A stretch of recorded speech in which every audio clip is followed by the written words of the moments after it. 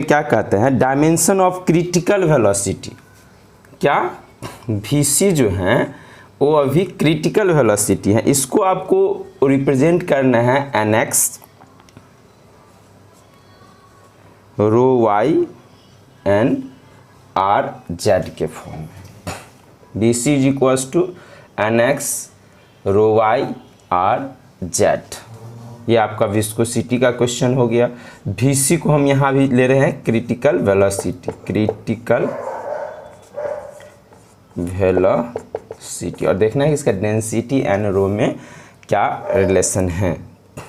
Okay, सो यहाँ पे आपको सबसे पहले जानना होगा कि रो आर तो पता है, ये कोएफिशिएंट ऑफ विस्कोसिटी, ये एन को हम लोग क्या कहते हैं, कोएफिशिएंट ऑफ विस्कोसिटी। इसका जो है कोएफिशिएंट ऑफ विस्कोसिटी का डायमेंशन क्या है, तो हम कहाँ से निकालते हैं coefficient of viscosity quickly.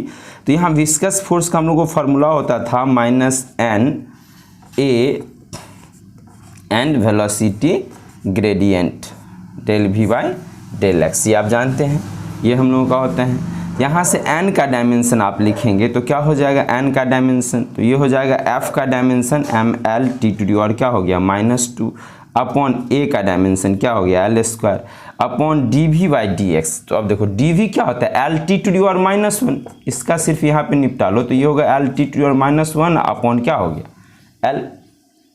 So l cancel हो जाएगा, तो यहाँ डिवाइड हो जाएगा t⁻⁻1 किससे -1 से। सो फाइनली ये हो गया m l⁻⁻1 t⁻⁻ क्या हो गया -1।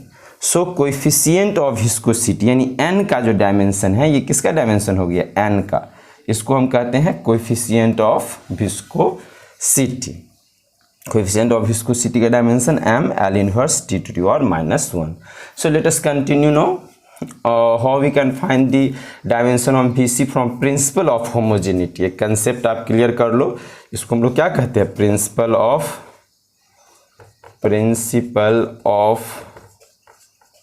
होमोजेनिटी। तो ये प्रिंसिपल ऑफ होमोजेनिटी का क्वेश्चंस हैं, इसको हम कैसे सॉल्व करते हैं, दोनों तरफ डायमेंशन लिखेंगे हम। यहाँ क्या है vc वेलोसिटी, वेलोसिटी का डायमेंशन क्या होता है l t⁻⁻1। everyone know this will be equals to here m l inverse t⁻⁻1 to the power क्या हो जाएगा x, एंड रो क्या होता है density, mass per unit volume, means m l⁻⁻3 to the power क्या हो गया y, and l to the power क्या हो जाएगा z। रेडियस क्या है, लेंथ होता है। अब यहाँ यदि कंपेयर करें हम लोग, तो यहाँ m का पावर क्या है, देखो x, यहाँ m का पावर क्या है प्लस y, यहाँ m का पावर क्या है, नहीं है 0। So x will be equals to -y। एक इक्वेशन रेडी है। दूसरा हम l के लिए लेते हैं, यहाँ l क्या है, यहाँ l क्या है -x, यहाँ l क्या है -3y, यहाँ l क्या है +z, यहाँ l क्या है पावर 1। यहाँ से एक इक्वेशन आ गया, और एक और इक्वेशन हमको किससे आएगा, t में, m का ले लिए, l का लिए, l। अब देखो t यहाँ एक ही जगह है और यहाँ भी एक ही जगह है। सो t का जब हम कोएफिशिएंट जब हम कंपेयर कर रहे हैं, तो t के लिए इधर आ रहा है हम लोगों को -1 और इधर आ रहा है हम लोगों को -x। मेरा काम बहुत ही आसान हो गया कि x का मान हम लोगों को आ गया 1, x का मान क्या आ गया 1, और x is equals to -y है, तो देखो इधर y का मान क्या हो जाएगा -1। अब x y निकल गया, z का मान चाहिए, x है 1 तो ये हो जाएगा कितना -1, y है -1 तो -1 कितना हो जाएगा +3 plus z is equals to 1। क्या लगता है आपको z का मान कितना आया, z also comes out to be -1। x y and z का ही मान आपको निकालना था। What is the value of x y and z, तो x का मान हो गया आपका, x y एंड z का क्या मान निकाले हैं आप, x y एंड z का x का मान निकाले हैं 1, y का मान निकाले हैं -1, z का मान निकाले हैं -1। और आप फ्यूचर के लिए क्रिटिकल वेलोसिटी का फॉर्मूला भी याद रख सकते हैं। You can remember the formula of critical velocity. Okay, so how you can remember what will be the formula. तो इसको कॉपी कर सकते हैं आप लोग।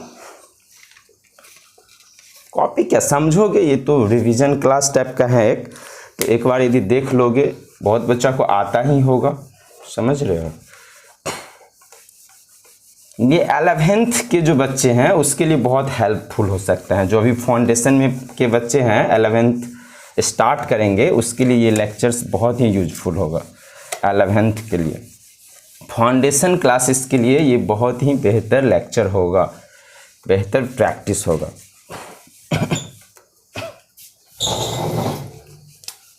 सो इसका फॉर्मूला क्या हो जाता है, x का मान आप क्या लाया था 1, y का मान -1, z का मान -1। इस आधार पे इसका यदि क्रिटिकल वेलोसिटी का फॉर्मूला यदि हम देखते तो क्या हो जाता, ये n का पावर 1 और रो और इसका पावर जो नेगेटिव होगा ऊपर में तो नीचे आएगा तो क्या हो जाएगा पॉजिटिव। सो ये फार्मूला होता है क्रिटिकल वेलोसिटी का, Vc इज इक्वल टू होता है n/ρr। आप फ्यूचर के लिए भी इसको याद रख सकते हो। What is the formula of critical velocity. Critical velocity का फार्मूला होता है coefficient of viscosity upon ρr।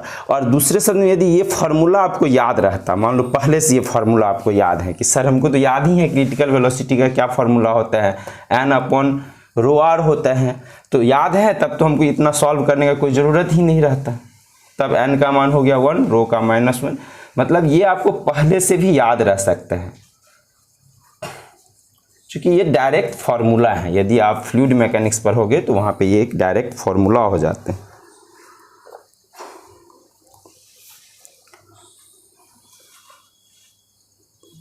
Dimension of मास, देखो फिर एक होमोजेनिटी पे क्वेश्चन आ रहा है, क्वेश्चन नंबर 8। होमोजेनिटी को समझो, हम दोनों तरफ डायमेंशन को लिख के और उसको क्या करते हैं इक्वेट कर लेते हैं तो हमको क्वेश्चन बन जाते हैं, राइट। सो आप देखो, आप तो कहते हो कि सर 7 फंडामेंटल क्वांटिटी हैं, लेकिन क्वेश्चन पूछते वक्त कभी कभी आपको क्या करेगा फंडामेंटल क्वांटिटी के सेट को चेंज करके देगा। अब देखो जैसे यही क्वेश्चन है, इसमें कहते हैं force velocity and time are taken as fundamental units. Force velocity and time, इसको आप फंडामेंटल मानो, फंडामेंटल मान लो। एंड देन हमको बताओ कि इसका क्या डायमेंशन होगा। किसका डायमेंशन आपको निकालना है, find the dimension of mass. Mass का डायमेंशन आपको निकालना है किसके टर्म में, एफ भी एंड टी के फॉर्म में, एफ भी एंड टी के फॉर्म। आप ऐसे भी कह सकते हो कि सर एफ के फॉर्म में तो एफ का पावर एक्स, भी का पावर वाई, टी का पावर क्या हो जाएगा जेड। देखो मास का डायमेंशन अब इस फंडामेंटल क्वांटिटी के टर्म में अब क्या होगा, तो ये भी प्रिंसिपल ऑफ होमोजेनिटी का क्वेश्चन हो गया कि दोनों तरफ का डायमेंशन क्या होना चाहिए इक्वल। और मेरे ख्याल से ये आप लोग बना सकते हो वेरी सिंपली। ये मास का पावर इधर है 1, इधर फोर्स है तो फोर्स क्या होता है ml, t⁻⁴ क्या हो गया -2। इस सीरीज में हम जेई का भी क्वेश्चन डिस्कस करेंगे और जेई एडवांस तक का सफ़र तय करेंगे हम लोग ग्रेजुअली। हाँ, जी नीट, जी मेन ये मेडिकल के बच्चों के लिए इसेंशियल हो जाते हैं, लेकिन जो शुरू से देख रहे हो तो जी मेन के बच्चों को भी कुछ बेनिफिट होगा। जी मेन का भी क्वेश्चन डिस्कस कर देंगे और एडवांस का भी क्वेश्चन डिस्कस करेंगे। सो इसका पावर हम लिख सकते हैं x, भी क्या होता है L t⁻⁻1 power y, t का पावर क्या होता है z। सो अभी आप इक्वेट कर लो, m का पावर क्या आ रहा है x, यहाँ तो m है नहीं तो डायरेक्ट आ गया m का पावर आ गया 1। नाउ टेल मी l का पावर इधर क्या है, x इधर है, y इधर नहीं है, should be equal to 0, so y should be equal to -x। तो y का भी मान निकल ही गया, x y का मान निकल गया। z के लिए क्या करेंगे, यहाँ z के लिए ये पावर क्या है -2x, यहाँ पावर क्या है -y, यहाँ पावर क्या है +z इज इक्वल टू कितना होगा 0। ना -2x का मान क्या हो जाएगा बताओ -2 और -y का मान -1 लोगे तो माइनस माइनस क्या हो गया +1 plus z is equal to 0। So z is equal to कितना हो गया 1। यानी आप लिख सकते हो मास इज इक्वल्स टू क्या लिख सकते हो, फोर्स का पावर 1, वेलोसिटी का power -1 and time to the power क्या हो जाएगा 1। This is the dimension of mass. ये मास का डायमेंशन हो गया।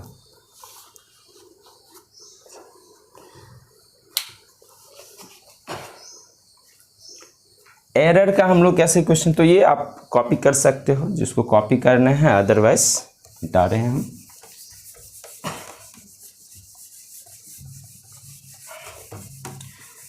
फिर एरर बहुत इजी होता है। देखो ये सब क्वेश्चन यदि एक बार देख लोगे तो लग जाएगा नहीं, यूनिट एंड डायमेंशंस बहुत इजी हैं, वर्नियर, कैलिपर्स, स्क्रू गॉज सब इजी हैं। थ्योरी का अलग से क्लास लेंगे हम, थ्योरी 11th का क्लास हम स्टार्ट करने वाले हैं, तो उसमें हम थ्योरी का क्लास लेंगे। ये भी टारगेट के बच्चों के लिए हैं कुछ, और जो फाउंडेशन के बच्चों के लिए भी हेल्पफुल होगा। पी क्वेश्चन नंबर 9 में हम लोगों का क्या है,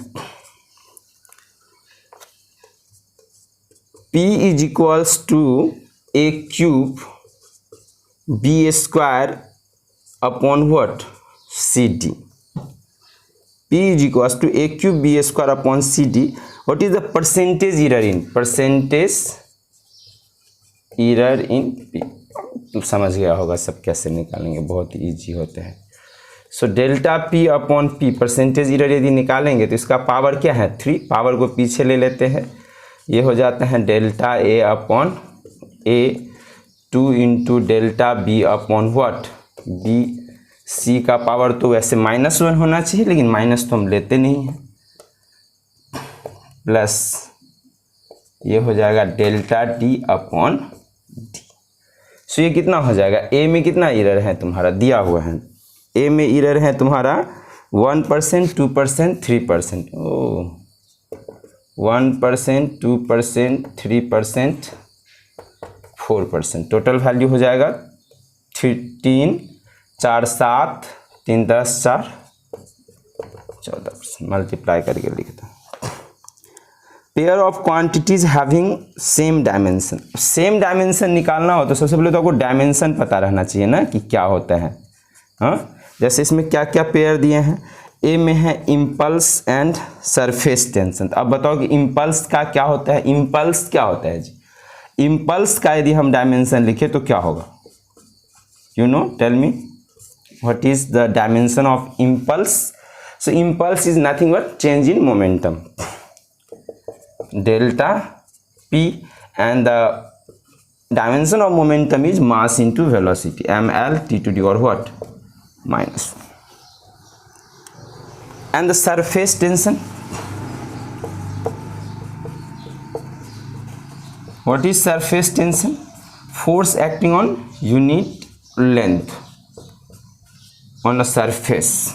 यदि एक इमेजिनरी लाइन हम सरफेस पे प्लॉट करते हैं तो इसका क्या हो जाएगा, ml t to the और क्या हो गया -2 अपॉन l। ये तो कट गया, ये दोनों सेम नहीं आया तो ये तो होगा नहीं। Angular momentum and work, actually हम सब निकाल देंगे, इससे आपको कुछ डायमेंशन का ये हो जाएगा। Angular momentum and work, angular momentum and work. अब बताओ एंगुलर मोमेंटम का क्या डायमेंशन होगा, एंगुलर मोमेंटम देखो, angular momentum is equals to r cross p भी होता है। सो एंगुलर मोमेंटम क्या हो जाएगा, लीनियर मोमेंटम का ही r से गुना होगा। लीनियर मोमेंटम ml t के पावर -1 को r से गुना करेंगे तब तो हो जाएगा ये ml2 t to the और क्या हो जाएगा -1। Angular momentum and work, work का डायमेंशन क्या होता है, वर्क का डायमेंशन ये तो याद होगा आप लोगों को, ml2 t to the और कितना -2। क्या ये सेम आया, नहीं, यहाँ पावर -1 है, यहाँ पावर क्या है -2, ये भी सेम नहीं आया सर। सो क्या सेम है देखते हैं, सी में क्या है, सी में हम लोगों का है वर्क एंड टॉर्क, यही होगा वर्क। अभी अभी लिखे हम लोग ml2 t to the और क्या होता है -2 वर्क एंड टॉर्क। टॉर्क का क्या डायमेंशन होता है, वर्क एंड टॉर्क। टॉर्क का यहाँ डायमेंशन हो जाएगा, क्या हो जाता है, tau is equal to formula ये भी होता है आर क्रॉस एफ। सो यहाँ से डायमेंशन क्या हो जाएगा, ml2t2 और क्या हो जाएगा -2। फोर्स में एक और l से मल्टीप्लाई हो जाएगा, ये दोनों क्या हो गया इक्वल। तो यही आपका आंसर हो गया सी। यंग मॉडुलस एंड एनर्जी, लेकिन हम निकालेंगे सर, जैसे यंग मॉडुलस का क्या होगा, यंग्स मॉडुलस ये कहाँ पढ़ेंगे हम लोग, इलास्टिसिटी के अंदर। इलास्टिसिटी के अंदर यंग्स मॉडुलस का डायमेंशन हम निकालना सीखेंगे। क्या होगा यंग मॉडुलस का dimension, tell me. Young's modulus का डायमेंशन क्या होता है बताइए आप। सो यंग्स मॉडुलस हम लोगों का हो जाता है फोर्स बाय एरिया को बोलते हैं stress is equal to gamma into x upon l. ये फार्मूला होता है, देखो gamma into x upon l. ये तो हम देख रहे हैं यंग्स मॉडुलस का सेम एज प्रेशर हो जाएगा, फोर्स अपॉन एरिया। एक्स भी एल है और एल भी एल है, एल बाय एल कट गया। सो क्या बचा F by force upon area. So इसका डायमेंशन क्या हो जाएगा, देयरफॉर यंग्स मॉडुलस का यदि हम डायमेंशन यदि लिखे तो फोर्स का क्या हो गया ml2 और -2 अपॉन क्या हो गया एल स्क्वायर। सो ये हो गया ml इनवर्स t2 और क्या हो गया -2। These are dimension of Young's modulus and energy. Energy is same as work. यदि आपको एनर्जी कहीं पूछ रहा है क्या होगा dimension, so it's dimension is same as work, ml t2 और क्या हो जाएगा ml2 और -2 वर्क का dimension. w is equal to क्या होता है f.s। फोर्स का एक s यानी कि लेंथ डिस्प्लेसमेंट से क्या हो जाएगा मल्टीप्लाई हो जाएगा। तो आप डायमेंशन निकाल सकते हो किसका, वर्क का।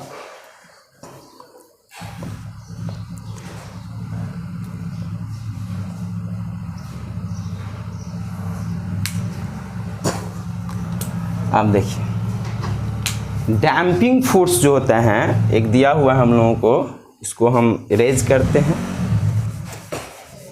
आपको कोई भी चीज़ इसमें से लिखने का यदि ये हो तो आप पॉज करो और फटाफट लिख लो, ये सब सिंपल टेक्निक है। 1 घंटा के वीडियो लेक्चर पे या आधा घंटा के वीडियो लेक्चर पे आपको 1 आवर टाइम देना पड़ेगा, जो बेसिक से पढ़ रहे हो। और जिसको सिर्फ रिवीजन चाहिए शॉर्ट मतलब कि, तो वो एक बार देख लो, सोते वक्त भी तुम देख सकते हो कि क्या हम हैं। कहता है damping force of an oscillator is, damping force of oscillator is directly proportional to velocity, directly proportional to velocity. तुम देखोगे यहाँ पे एफ इज इक्वल टू हम लोगों का प्रोपोर्शनैलिटी कांस्टेंट हटाएंगे तो बी भी एक हम लोगों का ये लिखते हैं। अब कहते हैं कि बी का क्या होना चाहिए यूनिट, बी का यूनिट एंड डायमेंशन क्या हो, ये तो हो जाएगा एफ अपॉन क्या हो गया भी। फोर्स के लिए क्या होता है ml t2 और -2, ml t2 और क्या हो गया -2। वेलोसिटी क्या होता है l t2 और -1। तो क्या बच गया तुमको m t2 और क्या -1। यूनिट पूछ रहे हैं तो kg सेकेंड का पावर क्या हो जाएगा -1, सी ऑप्शन हो जाएगा।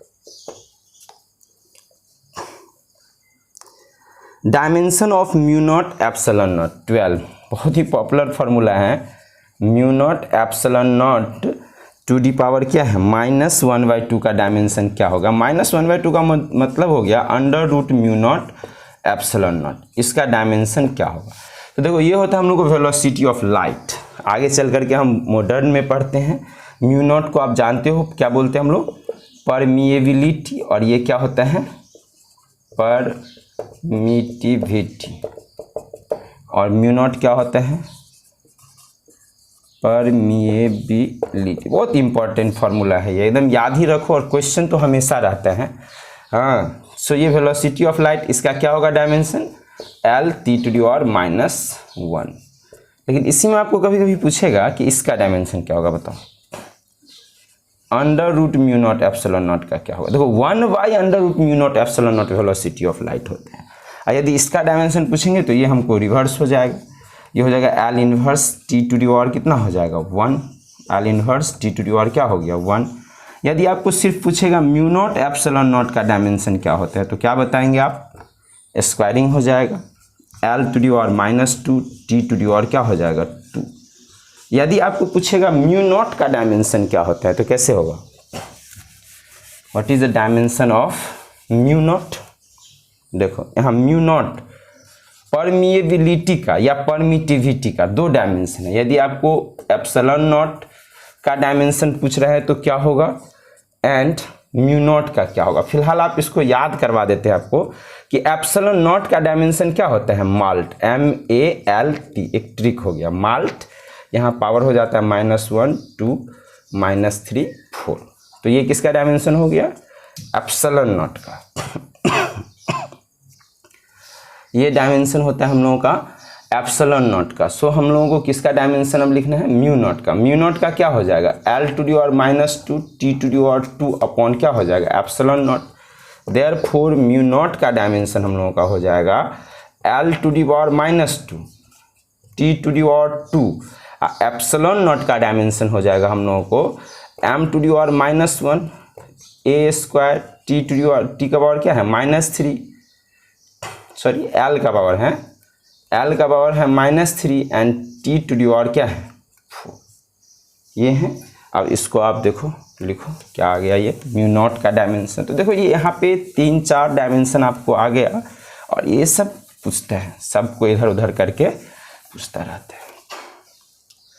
सो यहाँ डायमेंशन क्या हो जाएगा बताओ, M तो M हो गया, L तो L हो गया, L ठीक है। यहाँ -2 ये -3 जो है ऊपर जाएगा तो क्या हो जाएगा +3, तो बचेगा +1। T का पावर लोगे तो क्या बचेगा -2, नीचे से पावर ऊपर जाता है सब्ट्रैक्ट हो जाता है, एंड A⁻² बच गया हमको -2। देख रहे हो यहाँ से यहाँ तक फोर्स है, फोर्स बाय एम्पियर का स्क्वायर आ गया। सो ये डायमेंशन होता है हम लोगों को परमिएबिलिटी। अगेन याद रखो,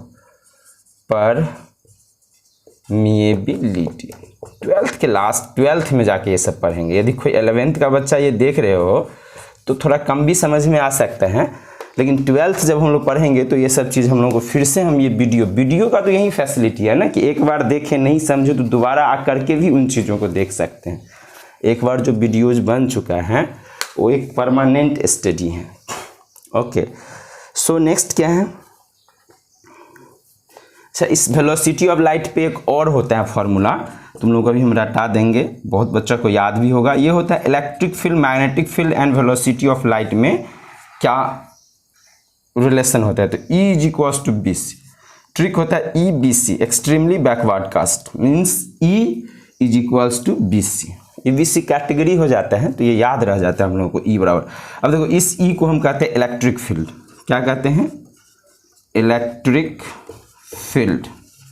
B क्या है, B को हम कहते हैं magnetic field, magnetic field. C क्या है बताओ, C है velocity of light, velocity of light. यहाँ से भी डायमेंशन आता रहता है। डायरेक्ट वेलोसिटी ऑफ लाइट का डायमेंशन पूछने के लिए ये क्या करता है, वेलोसिटी ऑफ लाइट का डायमेंशन पूछने के लिए क्या करता है, सो वेलोसिटी ऑफ लाइट का डायमेंशन पूछेगा कि भाई E/B का डायमेंशन क्या होगा। हमको EB नहीं भी पता है तो E/B का डायमेंशन हम बता सकते हैं क्या होगा। E/B का डायमेंशन किसके बराबर हो जाएगा, C के डायमेंशन के बराबर होगा। और C मतलब वेलोसिटी, वेलोसिटी ऑफ लाइट मतलब वेलोसिटी, डायमेंशन हो जाएगा L⁻⁻1। और यदि पलट दिया तब B/C, तब क्या होगा, इसको भी पलट देंगे हम, ये हो जाएगा L⁻⁻1 एंड T का पावर क्या हो जाएगा 1। दोनों पूछते हैं, कभी E/B पूछेगा, कभी B/C पूछेगा। तो ओरिजिनल फार्मूला हम याद रखेंगे EVC। तुम अब सोचता होगा कि सर इलेक्ट्रिक फील्ड पूछेगा तो क्या होगा, मैग्नेट। सब 12th का कंटेंट है, जो 12th के बच्चे तो इजीली समझ रहे हो, 11th के स्टूडेंट को ये सब समझने में थोड़ा सा दिक्कत होगा।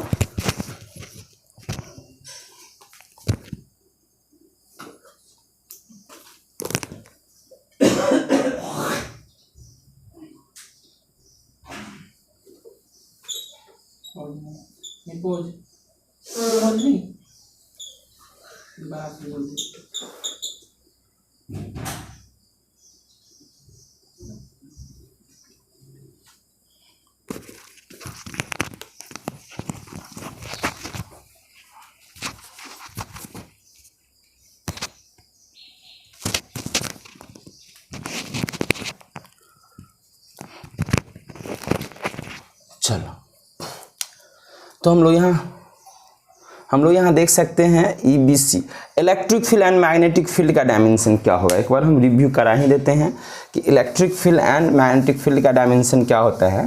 ये हम थोड़ा सा लिख देते हैं। देखो, इलेक्ट्रिक फील्ड हम लोगों का होता है force acting on unit charge.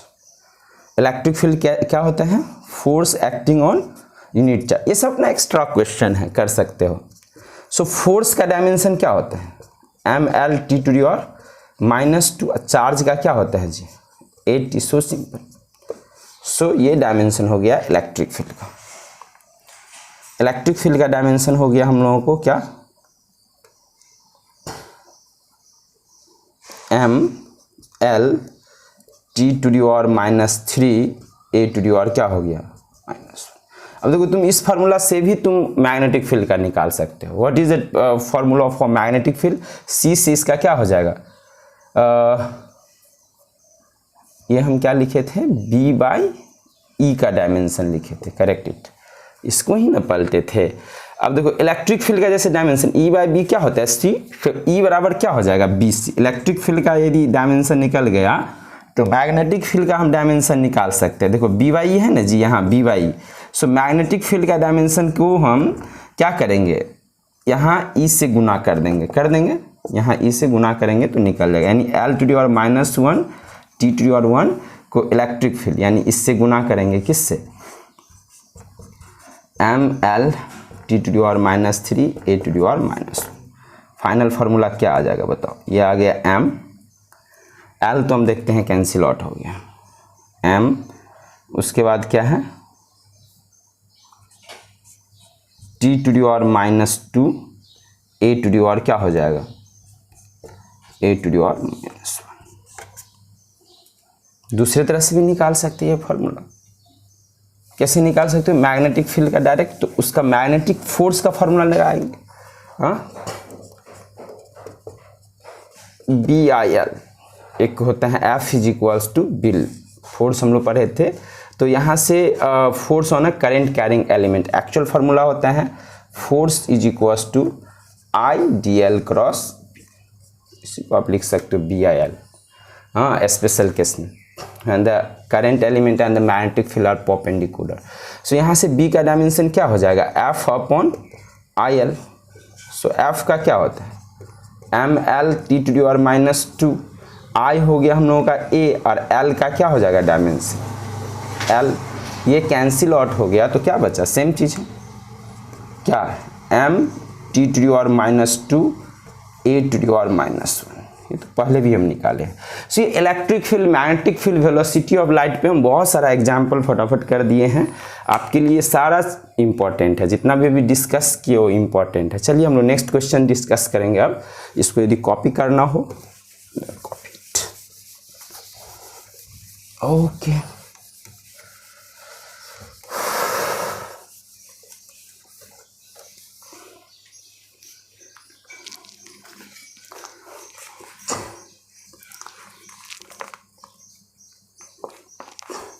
The density of material in CGS unit is 4 ग्राम पर सेंटीमीटर क्यूब। 13 नंबर क्वेश्चन है।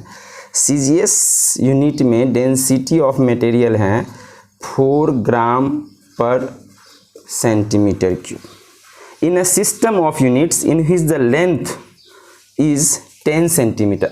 दूसरा एक सिस्टम ऑफ यूनिट है, हाँ, length is 10 centimetre and unit of mass is 100 ग्राम। दूसरा जो हम लोगों का एक सिस्टम है, उस सिस्टम में लेंथ का जो यूनिट है, वो क्या है हम लोगों का? 10 सेंटीमीटर। मतलब 1 यूनिट यदि हम लोग यहाँ पे लेंथ लिखेंगे, 1 यूनिट लेंथ, समझ रहे हो? तो ये हो जाएगा 10 सेंटीमीटर। और 1 यूनिट मास लिखेंगे इस सिस्टम के अंदर, तो क्या हो जाएगा? ये सिस्टम 2 है, ये सिस्टम क्या है? 1 है। ये 100 ग्राम है, 100 ग्राम के इक्विवेलेंट है। अब इस मटेरियल का डेंसिटी इस दूसरे सिस्टम में क्या हो जाएगा? ये मेरा सिस्टम तो CGS है, ये अननोन सिस्टम है।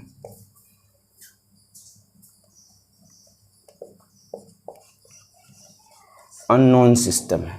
तो देखो यहाँ बेसिक प्रिंसिपल है कन्वर्सन ऑफ यूनिट का, n1u1 इज इक्वल टू क्या होता है n2u2।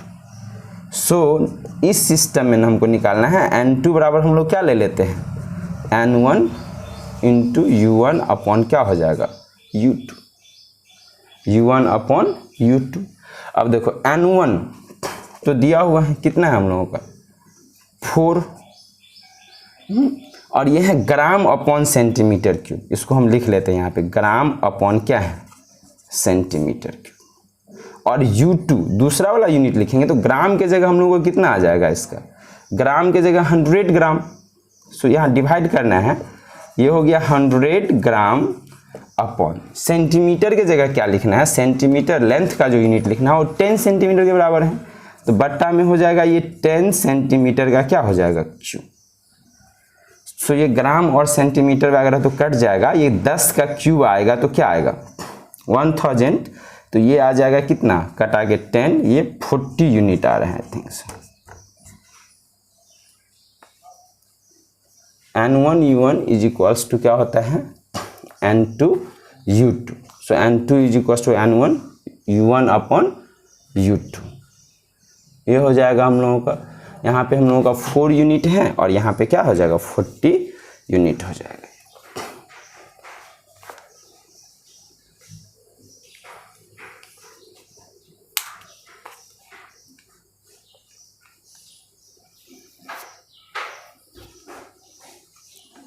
सो नेक्स्ट क्या है बताओ।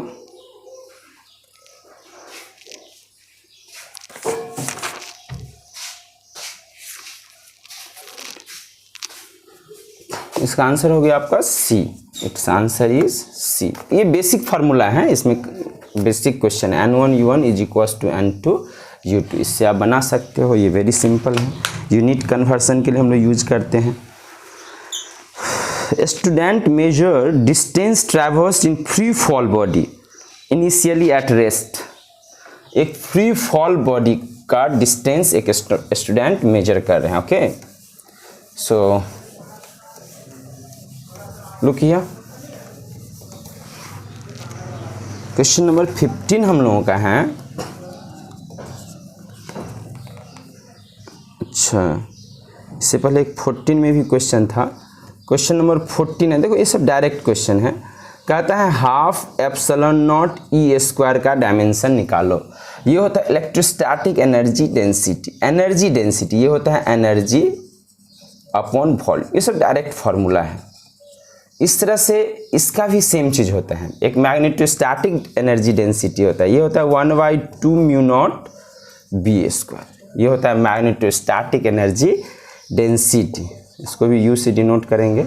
और ये भी हम लोगों का हो जाएगा energy upon volume, energy upon volume.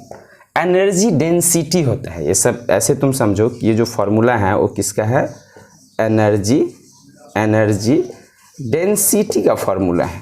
किसका फॉर्मूला है ये, एनर्जी डेंसिटी। तो आप समझ गए हो इसका डायमेंशन क्या हो जाएगा, एम एनर्जी का होता है ml2t up to the power -2 upon density होता है l3। सो कुल मिला के कितना आएगा हम लोगों को ml to the power -1 t to the power what -2, ml to the power -1 t to the power -2। ये हम लोगों का बी आंसर हो जाएगा। 15 नंबर क्वेश्चन है, एक फ्री फॉलिंग बॉडी है। देखो यहाँ से फ्री फॉलिंग बॉडी है। He uses the data to estimate the value of g. Free falling initially at rest in given time. Initially ये क्या है, रेस्ट में है, u is equals to 0 है।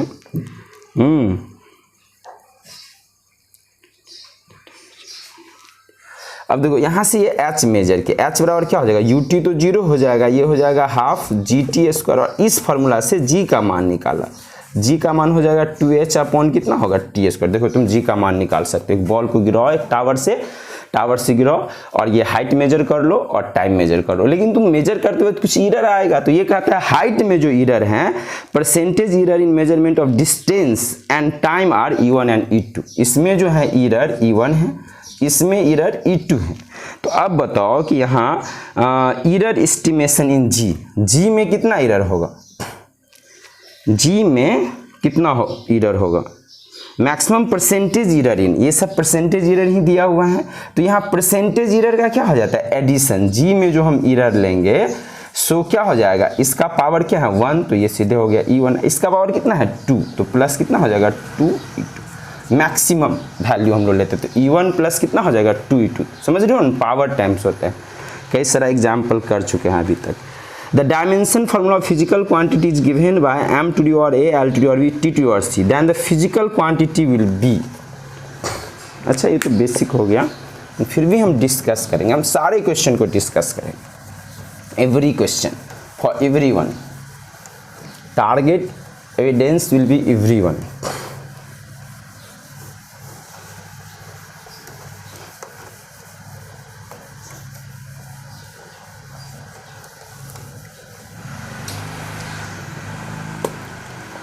कहते हैं फिजिकल 16 नंबर क्वेश्चन है। यहाँ फिजिकल क्वांटिटी है हम लोगों का, इसका डायमेंशन है m to the power a, l to the power b, t to the power कितना है c। और ये किसको रिप्रेजेंट करेगा, यदि a बराबर 1, b बराबर 0, c बराबर -1। इसका मतलब क्या हो, यहाँ a बराबर 1 यानी ये क्वांटिटी क्या हो गया m, और c का मान कितना है m t to the power -1।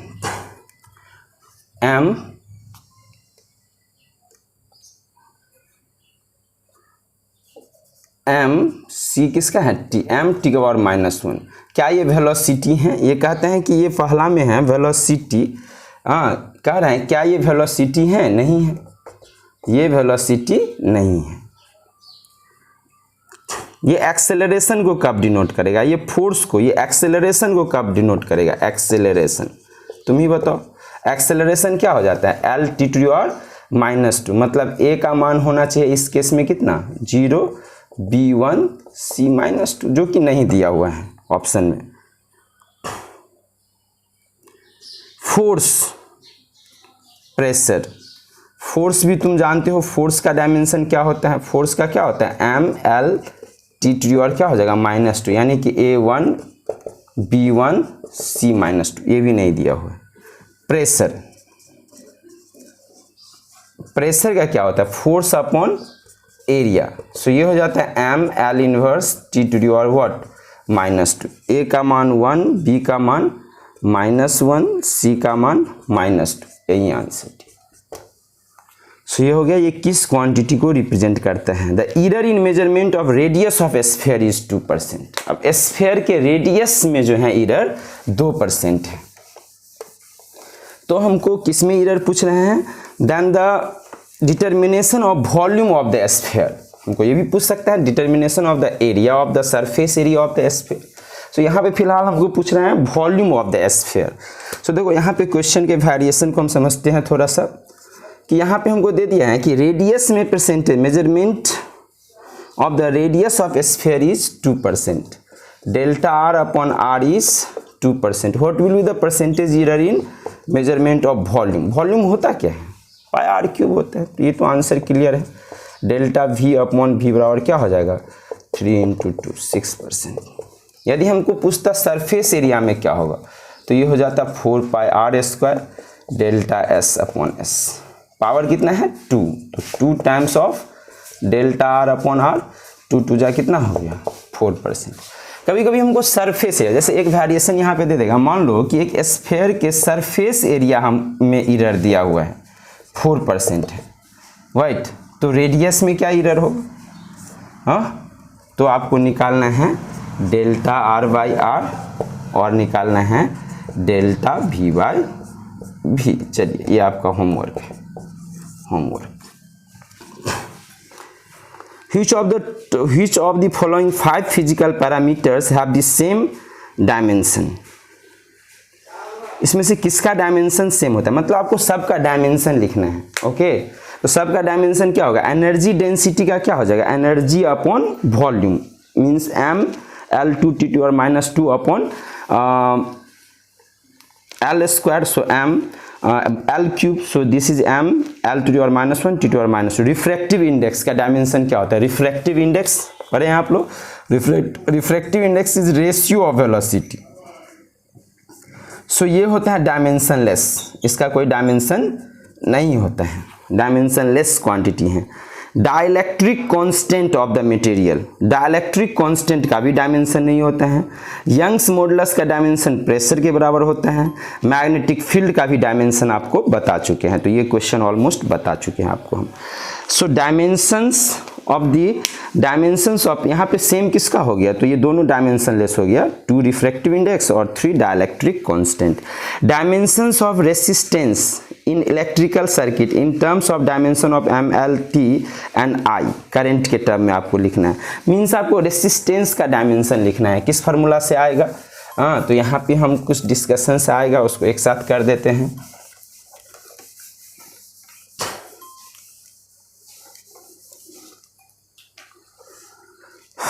Resistance का डायमेंशन हम कैसे निकाल सकते हैं, रेसिस्टेंस का डायमेंशन हम कैसे निकाल सकते हैं, डायमेंशन ऑफ रेसिस्टेंस, तो मेरे पास क्वेश्चन नंबर था 19। सो डायमेंशन ऑफ रेसिस्टेंस कैसे निकाल सकते हैं, V इज इक्वल टू क्या होता है आई आर, सो R बराबर हो जाएगा जस्ट V अपॉन आई। अब तो V का भी निकालना पड़ेगा ना डायमेंशन, ये V नॉट वेलोसिटी, ये V क्या होता है हम लोगों का वोल्टेज, PD पोटेंशियल डिफरेंस। और देखो पोटेंशियल डिफरेंस का हम पढ़ते आए हैं फार्मूला कि इन्फिनाइट से इन्फिनिटी टू P, किसी चार्ज पार्टिकल को इन्फिनाइट से किसी पॉइंट P तक लाने में जो वर्क करना होता है उसको हम डायमेंशन बोलते हैं, यूनिट चार्ज को। ये हम लोग 10th में भी डिफिनेशन पढ़ते हैं, इंटर में तो है ही। तो ये W अपॉन Q होता है, W अपॉन Q यदि हम बोले तो ये W अपॉन Q के लिए क्या हो जाएगा, mL2T⁻⁻2 अपॉन Q के लिए IT या AT दोनों लिखा है, यहाँ ऑप्शन में I है तो I के टर्म में ही लिखो, IT, Q बराबर क्या होता है IT, जानते हो। सो यहाँ पे R का देयरफॉर R का डायमेंशन क्या हो गया, सो ये डायमेंशन अभी तक तुम्हारा है mL2T⁻³ upon IT into I upon, अच्छा ये तो हम तो लिख चुके थे ना, R के लिए क्या लिखो, V का डायमेंशन लिखे है ना, तो V का कितना आ गया mL2T⁻² अपॉन IT, और बट्टा में एक और I है, तो आप समझ गए हो कि क्या होगा डायमेंशन mL2T⁻³ I⁻, क्या आएगा -2, ये C ऑप्शन है तुम्हारा। सो यहाँ हम 2 चीज़ सीख चुके हैं, एक वोल्टेज का क्या होगा, इससे पहले हम इलेक्ट्रिक फील्ड का भी बता चुके थे। तो ये वोल्टेज और पोटेंशियल डिफरेंस का क्या होता है हम लोगों का डायमेंशन, ये होता है mL2T⁻³ I⁻1, और रेसिस्टेंस का डायमेंशन क्या होता है, तो ये होता है वोल्टेज अपॉन करंट। ये किसका डायमेंशन होता है, रेसिस्टेंस का डायमेंशन होता है। देखो एक प्रिंसिपल ऑफ होमोजेनिटी पे क्वेश्चन आ रहा है, 20 नंबर क्वेश्चन है प्रिंसिपल ऑफ होमोजेनिटी पे अगेन, तो इसको भी हम लोग सॉल्व कर लेते हैं। देखो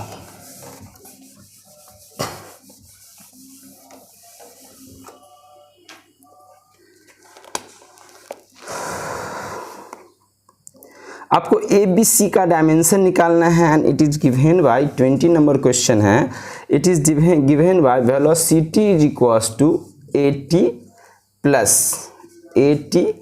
plus B upon T plus C, AT plus B upon T plus C, ये हम लोगों का है। तो यहाँ पे हम लोगों को क्या निकाल लेना है, ABC का डायमेंशन। आप जानते हो प्रिंसिपल ऑफ होमोजेनिटी क्या कहते हैं, हम वी कैन ऐड और subtract dimensionally equal quantity. Add और सब्ट्रैक्ट में जो टर्म्स होते हैं उसका डायमेंशन क्या होता है, डायमेंशन इक्वल होता है, मतलब ये शॉर्ट थ्योरी हुआ कि ऐड और सब्ट्रैक्ट। देखो C को आप T के साथ ऐड कर रहे हो, कंफर्म हो जाओ कि C का डायमेंशन किसके बराबर होगा, T के ही बराबर होगा। अब देखो AT, और यहाँ पे जो आउटकम आएगा उसका भी डायमेंशन सेम होगा। AT का डायमेंशन किसके बराबर होगा जी, V के बराबर होगा। AT का डायमेंशन किसके बराबर होगा, V के डायमेंशन के बराबर हो जाएगा। हाँ, हम सेम तरह के डायमेंशनल इक्वल क्वांटिटी को जोड़ेंगे, आउटकम भी जो आएगा उसका भी डायमेंशन इक्वल ही होगा। सो ये v का डायमेंशन हो जाएगा और यहाँ से a का डायमेंशन हो जाएगा v का डायमेंशन अपॉन t का dimension L(t⁻⁻1). So this is L(t⁻²). अब बच गया बीच में कौन, b, c भी निकल चुका है। सो देखो यहाँ b अपॉन t, क्यों हम t लिख लिए, t प्लस c t ही होते हैं। b अपॉन t का डायमेंशन v के डायमेंशन के बराबर होगा। सो b का डायमेंशन हम लोग क्या लिख सकते हैं बताओ, v का डायमेंशन क्या होता है, L(t⁻⁻1) इंटू t। सो ये क्या आ गया l। सो अब बताओ a का डायमेंशन क्या आ गया, L(t⁻²), a का डायमेंशन आ गया L(t⁻²), b का डायमेंशन क्या आ गया l, और c का डायमेंशन आ गया। तो ये तुमको a b c का डायमेंशन क्या हो चुका है, निकल चुका है 20। What is 21? The ratio of dimension of Planck constant and the moment of inertia is the dimension of time, frequency, angular momentum, velocity. तो यहाँ पे तो दो डायमेंशन निकाल के रेशियो ले लो, प्लैंक कांस्टेंट है और फिर क्या है तुम्हारा मोमेंट ऑफ इनर्शिया है। तो दोनों का डायमेंशन निकाल के कितना मिनट हुआ अभी, 46। ठीक है, रहने दीजिए और 10 मिनट, 1 घंटा पड़ेगा।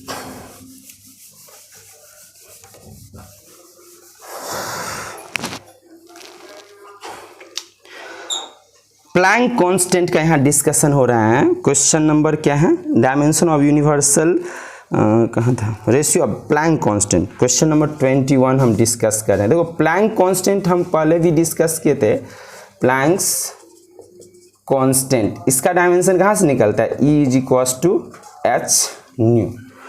और यहाँ पे क्या है, moment of inertia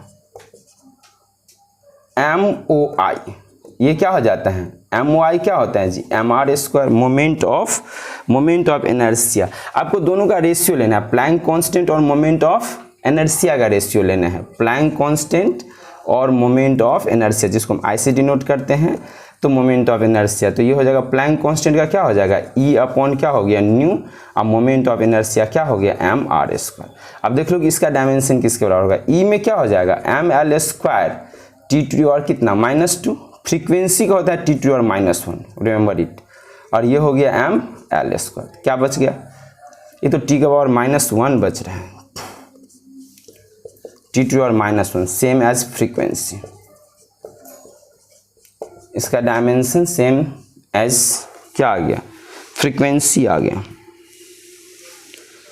dimension of universal gravitational constant, तो ये तो सब जानते हो भाई, यूनिवर्सल ग्रेविटेशनल कांस्टेंट का डायमेंशन हम कैसे निकालेंगे, m1 m2 upon r², g = f into r², और this is m into m, this is m L2 mlt⁻² into l² upon m²। So the final dimension is m⁻⁻1 L³ and this is t⁻⁻². This is the dimension of universal gravitational constant. The unit of permittivity of free space is, unit of permittivity of free space, question number 23। देखो ये permittivity of free space comes in the formula 1/4πε0 q1 q2 upon r²। So epsilon not का यदि हम यहाँ पे epsilon not का यदि हम यूनिट लिखना चाहें तो पहले तो हो जाएगा कूलम्ब स्क्वायर पर metre square into newton. Epsilon naught इधर गया तो ऊपर कूलम्ब और नीचे आ जाएगा मीटर स्क्वायर न्यूटन।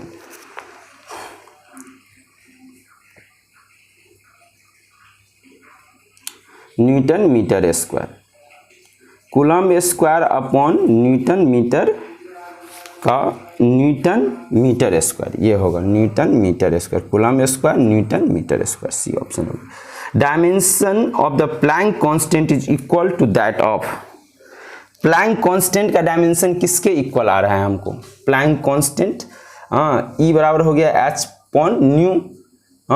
सो यहाँ पे क्या हो गया, यहाँ से प्लैंक कांस्टेंट का डायमेंशन किसके इक्वल है, तो प्लैंक कांस्टेंट क्या हो जाता है जी, H is equal to E upon nu, E हो गया M L T to the power -2 upon T का पावर क्या होता है -1 एम एल टू। सो ये क्या हो गया M L two and T to the power क्या हो गया -1। ये डायमेंशन किसके इक्वल है?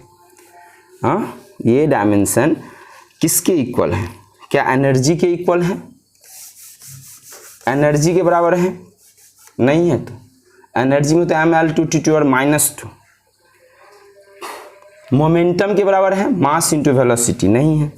एंगुलर मोमेंटम के बराबर है? यस, एंगुलर मोमेंटम के बराबर है। एंगुलर मोमेंटम हो जाता है r cross p। So M L T to और -1 p हो गया और एक, तो ये एंगुलर मोमेंटम के डायमेंशन के बराबर है। किसके बराबर है? Angular momentum. प्लैंक कांस्टेंट का डायमेंशन किसके बराबर है? एंगुलर मोमेंटम के बराबर है। Which pair do have the equal dimension? Energy and torque. Energy and torque, energy same as that of work, तो इसका डायमेंशन तो सेम होगा ही। ये अब हो गया which quantity has equal dimension, बाकी सब डिस्कस किए हैं। Dimensional formula of the magnetic flux is, 26 में आपको पूछा जा रहा है कि मैग्नेटिक फ्लक्स का क्या होगा dimension. Magnetic flux, magnetic flux का फॉर्मूला होता है phi into B dot A, और बी का मैग्नेटिक फील्ड का डायमेंशन हम निकाल चुके थे M L T to the power -2 A to the power -2। Magnetic field का डायमेंशन आया था, नहीं ये तो परमिबिलिटी का आया था। मैग्नेटिक फील्ड का क्या डायमेंशन आया था? देखो मैग्नेटिक फील्ड होता है F बराबर बी आई एल, तो ये आई इंटू एल, आई एल आया था और एरिया एल स्क्वायर हो गया। सो आप देख लो फटाक से क्या आया, क्या आया आपको?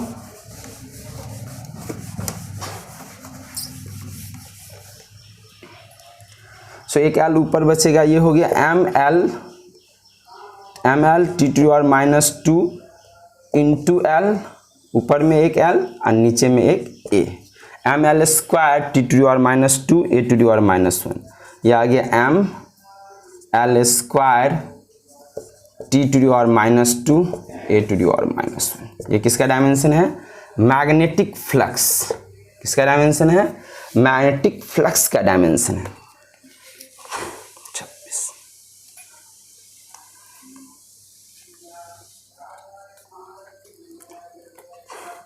27 में एक होमोजिनिटी पे फिर क्वेश्चन आ गया।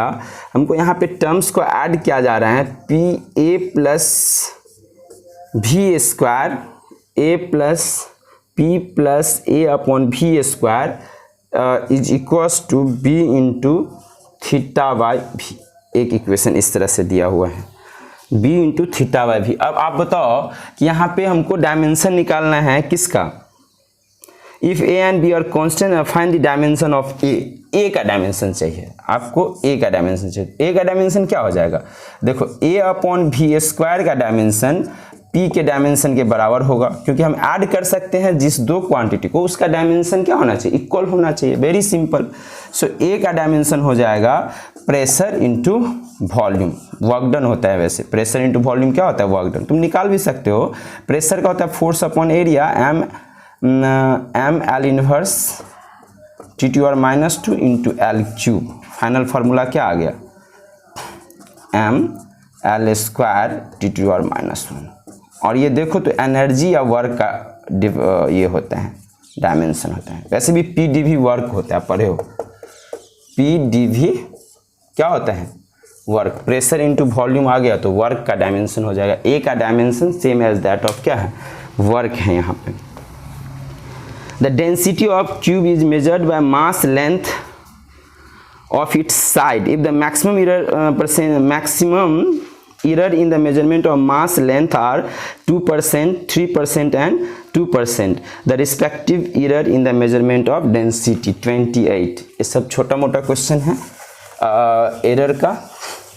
सो आप डेंसिटी किसी क्यूब का मेजर कर रहे हो, कैसे मेजर करोगे? क्यूब है, क्यूब का डेंसिटी आप मेजर कर रहे हो, उसका वॉल्यूम निकालने के लिए आप वॉल्यूम नहीं निकाल के पहले साइड निकाले हो, साइड साइड निकाले हो ए, तो वॉल्यूम क्या हो जाएगा?